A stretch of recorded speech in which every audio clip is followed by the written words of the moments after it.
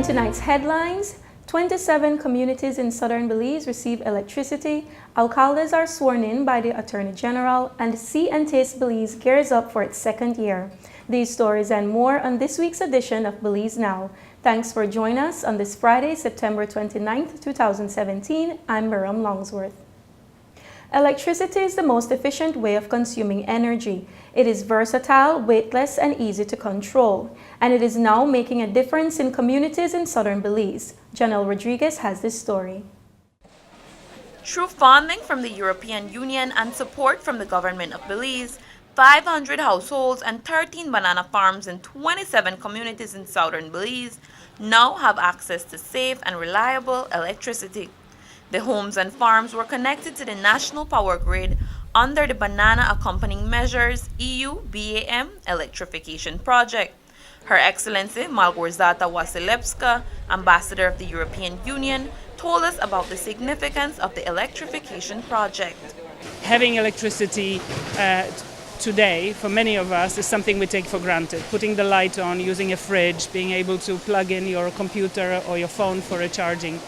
And many of these people didn't have it, so it has already brought a huge difference in their lives. They can get up a little bit later or earlier if they need to, because they can use electricity, and life should be easier, and it should improve also their health, their ability to keep food in the fridge. The electricity has been especially beneficial to the local productive sector. For the banana growers, this is a huge difference. Relying on generators obviously had massive impact on the environment, but also the noise for the workers. So already we heard today from the manager here that there has been a reduction of 40% in the cost of fuel. But apart from that, it will, over a longer period of time, improve also efficiency. They will be able to have, as we see here, electric conveyor belts that will make the processing and the packaging more efficient. They use electricity for spraying and disinfecting not only the hands of the workers but also the bananas themselves. Carlos Peraza, manager of Go Bananas Farm 1, 2, and 3, shared with us how the electrification project has led to both improved production and reduced expenses. We've seen a significant decrease in cost regarding the fuel that we used to buy before. It used to be like about 2,800. Now we are only spending with electricity about 1,600. Complying with all the global gap that we do get every year, we don't have to be storing a lot of fuel again. We have a backup generator, but it's only a few gallons that we need to store. Not before, we used to store like about 2,000 gallons. So that's even safer for everybody working around the packing shed as well. Not only do residents now have light, but they can also enjoy a more peaceful working environment. We don't have no air pollution again. We were having some difficulty in having measuring the sound from the generator to our employees as well. So we don't have to do that evaluation again because electricity is so quiet, it's so peaceful. Under the project, the national electricity grid was extended in rural areas, improving the quality of life for residents in several communities. Cowpen resident Candelaria Ical shared her experience with us. 16 years and I have no electricity, and right now I have electricity, so everything is changed. I really see thanks for my UA electricity, and since I don't have light, sometimes my kids go to school doing homeworks, but right now I get up early in the morning and I do everything out of my work, so I try to send them to go to school at the correct time. Vanessa Burrell, the Public Relations Officer for Belize Electricity Limited, mentions that Belize can look forward to greater electrification efforts. BEL has a system expansion program that aims to meet our target of providing access to customers to match 98% coverage across the country. Currently, 92% of our population has access to safe and reliable power from BEL, and we aim that by 2020, 98% of customers in Belize can access our supply. The Belize Electricity Limited plans to continue to pursue projects such as these that are aligned with their mission to stimulate national development and improve the quality of life in Belize. For Belize Now, I am Janelle Rodriguez. The three-year electrification project was initiated on May 28, 2014, with the signing of a $4.5 million Belize grant between the European Union, the Government of Belize, and the Belize Electricity Limited. For the first time in history, Alcaldes in southern Belize were officially sworn in by the Attorney General following training. Belize Now's Andrew Pitts was there to witness it and tells us more. On Saturday, September 16, the Attorney General's Ministry traveled the scenic Hummingbird and Southern Highways en route to the beautiful Punta Gorda town, where they met with the Toledo Alcaldes Association. This meeting, the second in a span of only 2 weeks, was for the ministry to conduct a wide-ranging, interactive, and educational training based on the Inferior Court Act, which is a guiding law for Alcaldes in Belize. The Solicitor General, Nigel Hawke, joined by Crown Counsels Agassi Finnegan and Marcia Mohaber, led a dynamic and effective session which afforded the Alcaldes the opportunity to gain clarity of what their jurisdiction is and how Alcalde-initiated proceedings are to occur. Crown Counsel Agassi Finnegan spoke to us about the training and told us more. What we did, we took apart the provisions of the Inferior Courts Act. So we started with what the jurisdiction of their power is, being the civil and the criminal, and we broke those into elements. Then we gave them a brief overview as to the role of the judiciary and the role of the Attorney General as it relates to their power as alcaldes. It is our hope that we have more training sessions to keep abreast of the issues that they're facing and as it relates to the laws that exist. And as Mr. Hawke, the Solicitor General, indicated earlier, there's a proposed bill on the table, and so it is our hope to get that going, keep the steps moving, the train going, so that we can have that completed in due time. Norberto Alcalha, the Secretary of the Toledo Alcaldes Association, commented on the training. To be honest, we are satisfied. I think a lot of things that we have conquered and learned from what is happening in this session for today. I just hope that we could continue and work together and then make it more efficient and workable so that everybody will understand what is the alcalde, what is the alcalde role, and with all doing this with the authorities, I believe that we could go and move forward extra strong. So, what or who is an alcalde? Belize Now spoke with Pablo Mes, Program Coordinator for the Toledo Alcaldes Association, and he broke it down for us. The alcalde, as we always say, could be understood in two segments in terms of its authority. One of its authority is what we call Snalep Kalebal, which is the way of the community. That is the customary aspect that we talk about, the fahina, the burials, the community meeting, the decision-making process, looking over the land and all of that. So that's Snalep Kalebal, that's the way of the community, that's the customary aspect. Then there is the judicial aspect under the alcalde's jurisdiction, which is what we are getting training on right now. That specifically deals with how alcaldes can look at petty issues, petty crimes. So I think that those are two fundamental things to keep in mind when we talk about alcaldes. It's no coincidence that the communities are peaceful. The alcaldes serve a very important role, not only in the capacity as administrators of law, but also as leaders, as mediators, the cultural aspect of it as well. Ultimately, the alcalde, as we always say, is the ears, eyes, the mouth of the community. So the more we give them this kind of support, I think that we're on the right path to do great things as a young nation.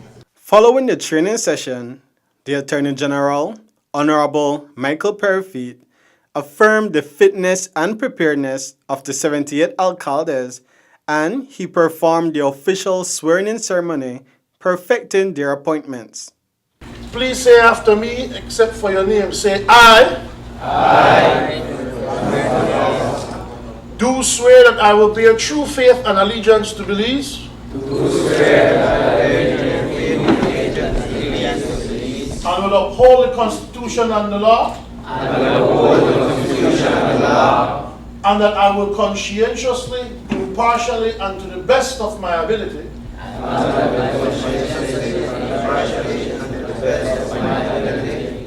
discharge my duties as alcalde and do right to all manner of people without fear or favor, affection or ill will. So help me God. Thank you very much and congratulations again. The Attorney General told us what the ministry plans to do to maintain the momentum and positive relationship with the Alcaldes. Now we have to look to see, we have to look at infrastructure. We have to look at can we develop somewhere where the Alcaldes have an official place of sitting instead of in someone's home or in a yard. Or I think the next step now is infrastructure. Where do they keep records? Where do they keep files? And to have them know that there is a direct line to the ministry. So now that we have the knowledge and the structure in place, now we need infrastructure. We need buildings. Ideally, you would want maybe a small building on a government land where the alcalde sits and hear these matters. And just like any other court, because they are a part of the inferior court system. When we spoke the last time we were here with Pablo Miss and Christina Cook, who are the spokespersons for the alcaldes, I encouraged them to have us sit down to see how we could work on a bill. Attorney General Perry also took the opportunity to promote Punta Gorda as a premium travel option. I encourage anybody to just drive to PG. Don't fly, drive to PG. Enjoy the scenery and have it be a very popular Belizean tourist attraction for Belizeans to visit from Belize City and the north. So thanks very much to PG and thanks for the Ms. Alamia and the Maya Land Rights Commission, who have made things very, very, very easy for us here in PG. From the beautiful, rich town of Punta Gorda for Belize Now, I am Andre Pitts. After the break, more stories. Stay with us.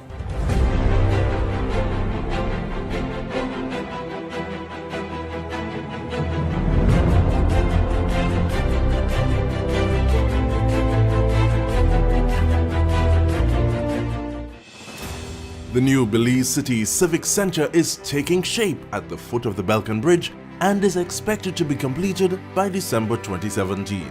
This multi-purpose mega facility will boast an air-conditioned interior with a seating capacity of 4,500, a FIBA-certified wooden main court and 3 practice courts, offices, media boxes and multiple locker rooms, another basketball court with 24-hour access to the public, and parking for 200 vehicles.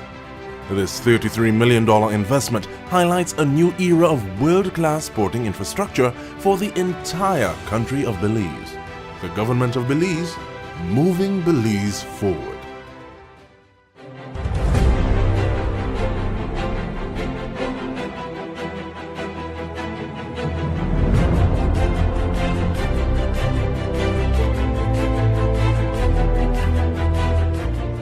The See and Taste Belize Festival 2017 is exactly 1 week away. The festival, which is a celebration of Belizean culture, will be held for a second year in Miami, Florida. It is hosted by the See and Taste Belize Incorporated and co-hosted by the Special Envoy for Women and Children, Mrs. Kim Simplice Barrow, along with its partners, the Belize Tourism Board, Beltrade, and the National Institute for Culture and History.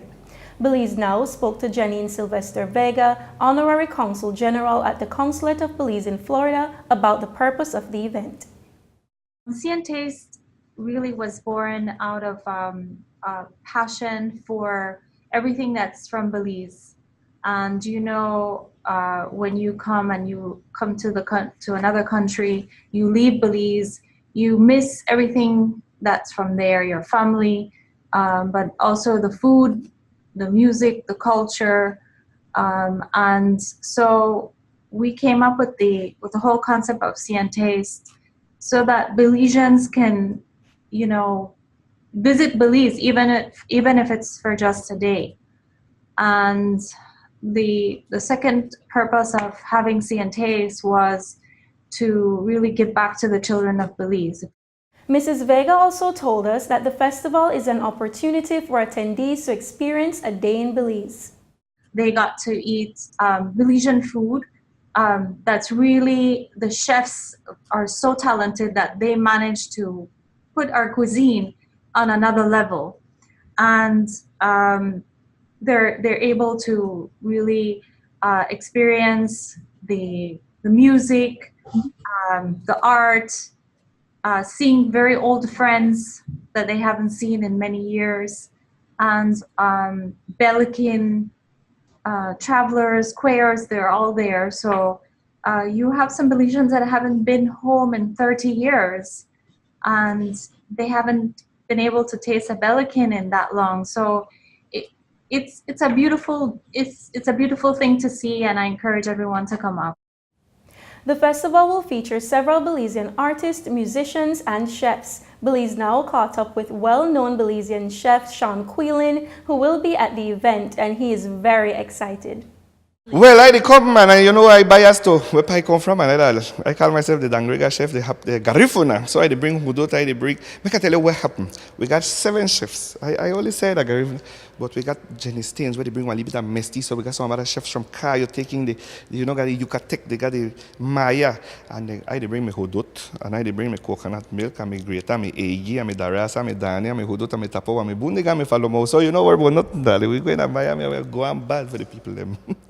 Well, event like See and Taste Belize is very important because so how many times you got by a map and you put one country and you say, oh, I know Africa, but you don't know the place because it's on a map or television, but you get to hear the accents, you get to meet the people, the authenticity of it all. That makes an event like this very special. And of course, people want to come to Belize for destination weddings, for just to visit. We have everything here, and why would they not want to come here? Proceeds from this year's See and Taste Belize Festival will go towards the Inspiration Center in Belize City. Last year, the donation was made to the Neonatal and Pediatric Intensive Care Unit at the Carl Huchner Memorial Hospital. In honor of this year's Belize Day in Florida, the See and Taste Belize Festival will kickstart with a welcome reception on Friday, October 6th. The main event will be held on Saturday, October 7th. Tickets can be purchased at www.seeandtastebelize.com. Minister of State in the Ministry of Home Affairs, the Honorable Elodia Aragon Jr., delivered opening remarks at the first ever European Union Community of Latin American and Caribbean States EU-CELAC Citizen Security Seminar held from September 27 to September 28, 2017 in The Hague, Netherlands. Belize is currently the CELAC co-coordinator along with the Republic of Panama of Chapter 10 on the citizen security of the EU-CELAC Action Plan. The EU-CELAC Citizen Security Seminar is the first of its kind, joining the entire Latin American Caribbean region with the European Union in order to provide a forum where both regions can enter into a discourse with the aim to share best practices and experiences, further mutual understanding, and take stock of past actions while identifying new possible avenues for cooperation. After the break, our segment In Case You Missed It, don't go anywhere.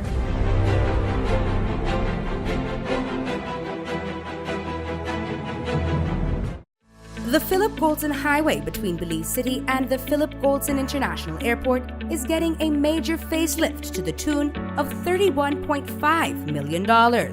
Section B of the highway upgrading project between Hollover Bridge and the Buttonwood Bay Boulevard roundabout is underway at an investment of $21 million. Works consist of the full rehabilitation of the road to paved standard, which includes the widening of the road to 4 lanes, lined sidewalks and drains, wide shoulders, median, and parking plus a bus lane at designated sections of the road. LED road lighting will be installed along with road safety features such as signs, reflectors, and road markings. The project will also facilitate in the improvement of underground infrastructure for the public utility companies. The Government of Belize, moving Belize forward.